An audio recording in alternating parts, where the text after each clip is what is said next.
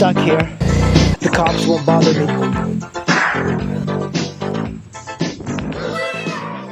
Hey Squids, today I'm going to talk to you guys about buying used motorcycles. And I prefer buying used motorcycles over new. This thing I bought for $1,000. Most of the bikes I've ever had, like over 30 of them, have been used. And I'm always looking out for good deals. And I wanted to share with you some tips on buying used motorcycles. You know, used motorcycles is not like buying used cars. I find that with used cars, people are out to rip you off. But in motorcycles, generally, I find that people are not out to rip you off. I think around this area especially, it could be location sensitive, but I don't think it is.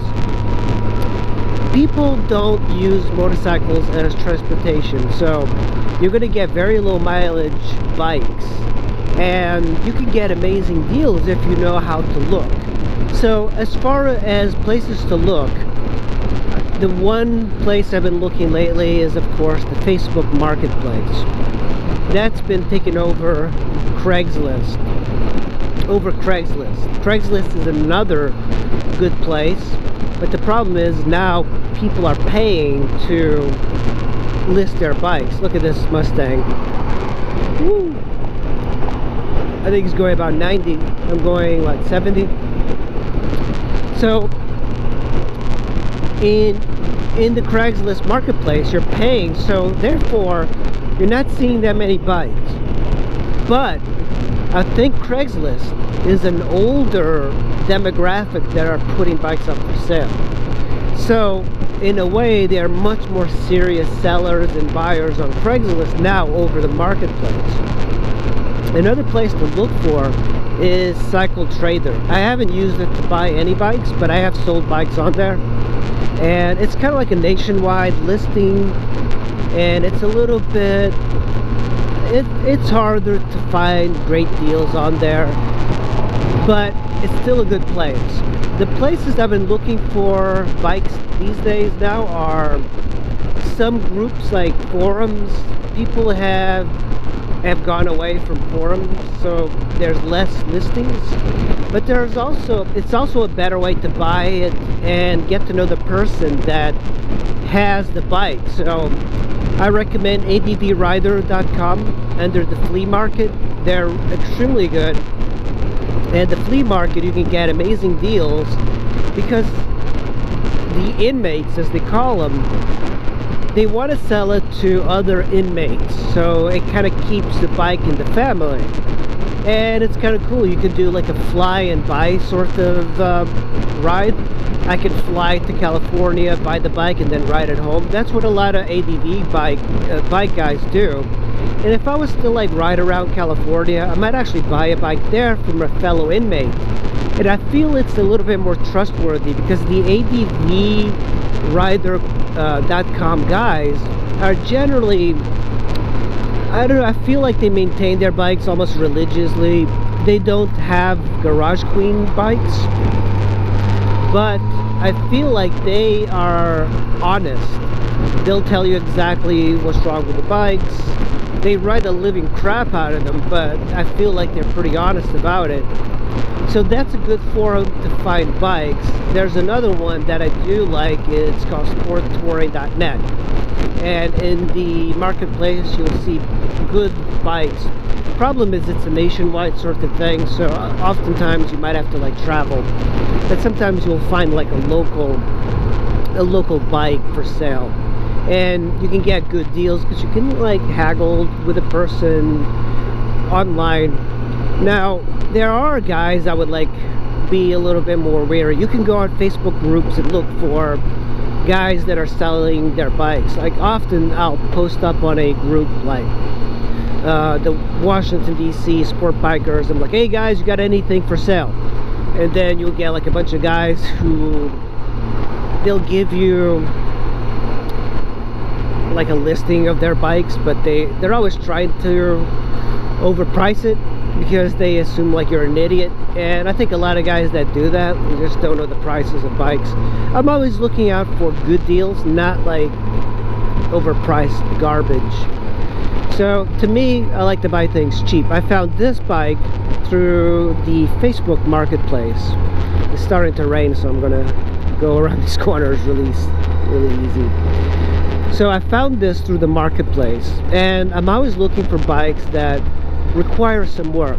Often I'll type in the search engine, bike does not work, or I'm moving overseas, or people that are desperate to sell. And right now, because of the coronavirus, look at that guy ran the red light. Because people are desperate to sell because of the coronavirus, I find that you can get really good deals. You know, it almost feels that the coronavirus is like our new winter, because riders are really not out riding. But in a way, I kind of feel like that the road is wet, so this is how I ride in wet conditions. I don't want to slip at all. So I find that the coronavirus is almost like the new winter. It's like we're off season, so you can get amazing deals because people are paranoid about riding. And I bought this right before the epidemic hit, so that was like I bought this FJR for $1,000, and it needed the fork seal. So a lot of people around this area, which is like a city, it's like a city area, people, they don't have garages, and they basically don't want to do the work. When something breaks, a lot of people, even when they have the need for new tires, they'd rather sell the bike. So you can get very good deals if you don't mind putting some work in the bike. And that's what I do. Like I look for bikes that require some work, and if it needs new tires, you know, I give them like the price for new tires. Usually it's like $120 per tire, and then of course mounting tires around here are, it's like $50 to $60 to $70 per tire. Last thing you want to do is message the person and ask them if it's available. That's something that if I have a bike for sale or a car, I always ignore those people because they're clearly not interested. I think some people are just interested in like tire kicking, and that's the new tire kicking. It's asking if it's available. At one time I got into a fight, like this horrible fight with this guy. I was selling a car, a 1999 Honda Accord, and he messaged me, is it available? And at the time I had gotten like 80, and I was like a little bit snarky, and I said, well, if the ad is up, then it's available. After that, the guy was calling me names. He was telling me he was going to kick my ass, all of these things. So it's kind of an incredible thing that happens, is that you could end up with the wrong person. On the Marketplace, people say all sorts of things that they don't mean, but just don't do that whole thing. Is it available? If you're interested in buying a bike, then message the person, but don't like waste people's time by just asking if it's available. I mean, it's clearly available if the ad is up. The person is going to remove it. And there are things to keep in mind. I think if you buy a sport bike, you have to be a little bit more careful. Same thing with dirt bikes. Dirt bikes are usually used and put away wet, and in this particular area, DC, there's a lot of stolen dirt bikes, and same thing with sport bikes. They're usually stolen. You generally have to worry more about sport bikes and dirt bikes, not so much the dual sports, because dual sports they're owned by a different demographic. Same thing with these FJRs. Like when you find an FJR for sale, generally it's a rider that's older, or they're commuters, and generally those guys, I find that they maintain their bikes a little bit better than the guys with sport bikes. And a lot of it is in experience and age, but like I said before, around this area sport bikes are beaten to death. Same thing with dirt bikes. You see a lot of these bike takeover sort of events happening in this area. And since we live so close to DC, PG County, and all of the bad parts of the DC, you're gonna get a lot of guys that don't really care for titles. So always make sure that you have a title. I don't find that people change mileages very much on bikes around this area, but I have found that in cars people do change the mileage, and they're very dishonest when it comes to selling cars. You have to watch out for cars a little bit more, but with sport bikes you have to look for the hidden clues.